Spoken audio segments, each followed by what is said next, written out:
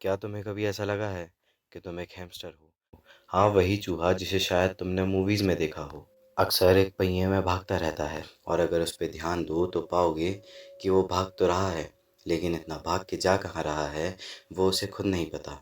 आज हम बात करेंगे तुम्हारी ऐसी ही पहिए जैसी ज़िंदगी और तुम उसके चूहे, जो हरदम भाग तो रहा है लेकिन उसे खुद नहीं पता कि उसकी मंजिल क्या है। तुम अपनी ज़िंदगी के एक ऐसे लूप में फंसे हुए हो जहाँ तुम सिर्फ दिन भर रील्स शॉर्ट्स स्क्रॉल करते हुए, उन्हीं रील्स में लोगों को जज करते हुए अपना पूरा दिन निकाल देते हो। और वो फ़ोन भी तुम्हारे अंदर की आवाज़ को दबाए रखता है। जो तुम्हारे अंदर है वो सबके अंदर है। वो एक धीमी आवाज़ जो तुम्हें सुनाई भी नहीं देती, और अगर उसे सुनना है तो अपने अंदर झाँको। टाइम वेस्ट करना छोड़ो और खुद को जानो। ये बहुत आसान है। खुद से पूछो कि तुम्हें क्या चाहिए, तुम्हारी प्रायोरिटीज़ क्या हैं। अगर तुम्हें जवाब मिला तो बधाई हो, तुमने पहला स्टेप कंप्लीट किया। अब जो तुम्हें चाहिए सोचो, वो तुम्हें कैसे मिल सकता है, उसे तुम कैसे हासिल कर सकते हो, क्योंकि जो तुम्हें चाहिए वो तुम तभी पा सकते हो या तो तुम उसे पाने के लिए बहुत मेहनत करो और उसे छीन लो, या तुम्हें उसे कोई भीख में दे दे। भीख से मेरा मतलब सिर्फ ये है कि तुम्हें वो बिना मेहनत के मिल जाए, क्योंकि जिस चीज़ को पाने के लिए तुम मेहनत नहीं करते और वो चीज़ तुम्हें फिर भी मिल जाए तो वो भीख नहीं तो और क्या है।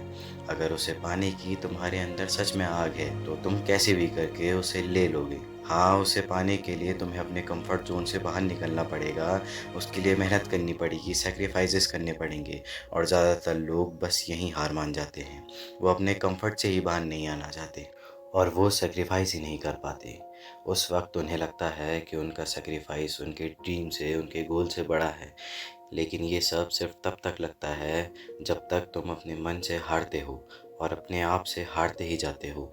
क्योंकि जो सेक्रीफाइस तुम्हें अभी इतना बड़ा लग रहा है, एट द एंड वो तुम्हारी ड्रीम के आगे कुछ भी नहीं था। लेकिन तुमने अपने ड्रीम से ऊपर अपने कंफर्ट को रखा, और तुम जिस चीज़ को ज़्यादा प्रायोरिटाइज करोगे वो तुम्हें मिल जाएगी। तुम्हें तुम्हारा कंफर्ट भी मिल जाएगा।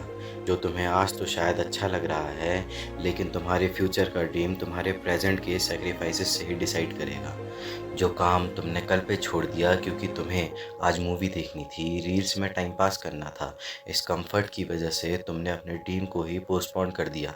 तुमने अपने अंदर की उस आवाज़ को दबा दिया जो तुम्हें कह रही है कि तुम हो आलसी।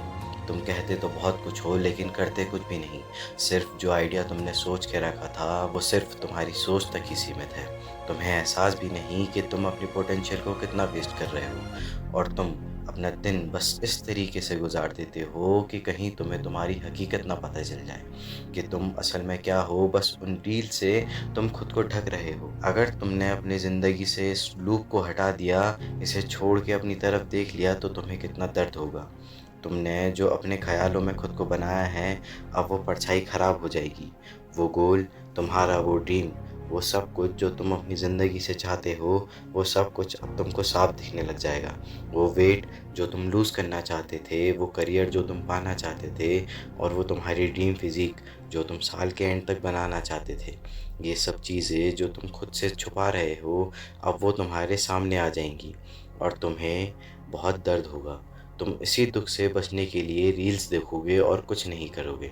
तुम हमेशा एक प्रॉब्लम को सॉल्व करने की जगह उससे दूर भागने की कोशिश करते हो, और जो लोग भागते रहते हैं वो बस इस इंतज़ार में रहते हैं कि कहीं से कुछ ना कुछ चमत्कार हो जाए और उनकी ज़िंदगी में सब ठीक हो जाए।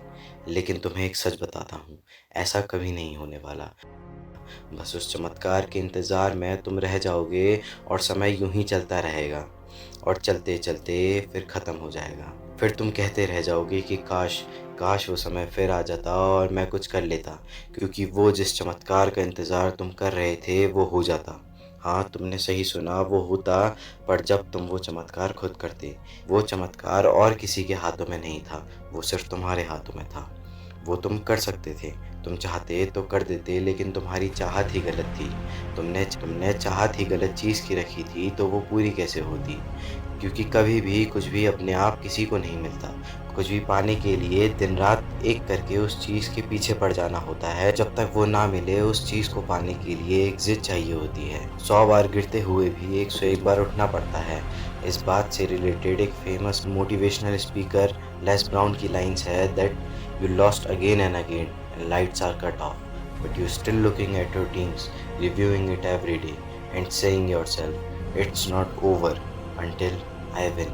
इसका मतलब कि तुम बार बार हार रहे हो, हर तरफ अंधेरा है, लेकिन तुम फिर भी देख रहे हो अपने उस सपने को और खुद से कह रहे हो कि मैं ये खेल खेलता रहूँगा भले ही मैं बार बार क्यों ना हार रहा हूँ। मैं खेलूँगा क्योंकि ये खेल तब ख़त्म होगा जब मैं जीत जाऊँगा। जब तक मैं जीत नहीं जाता तब तक ये खेल ख़त्म नहीं हो सकता। और वीडियो के एंड में मैं बस यही कहना चाहूँगा कि तुम्हें भी बस ऐसा ही एटीट्यूड रखना है, अपने सपने को देखते रहना है और हार नहीं माननी है। चाहे तुम कितना ही हार क्यों न रहे हो, हार के थक चुके हो और अभी भी हार रहे हो, लेकिन तुम्हें जो पाना है उसे पाकर ही रहना है। तुम्हें बस अपने लक्ष्य के बारे में सोचना है और पहाड़ तोड़ देना है। तुम्हें अपने आज के हालात देखने हैं और देखना है कि तुम्हें कहाँ तक जाना है और बस चल देना है।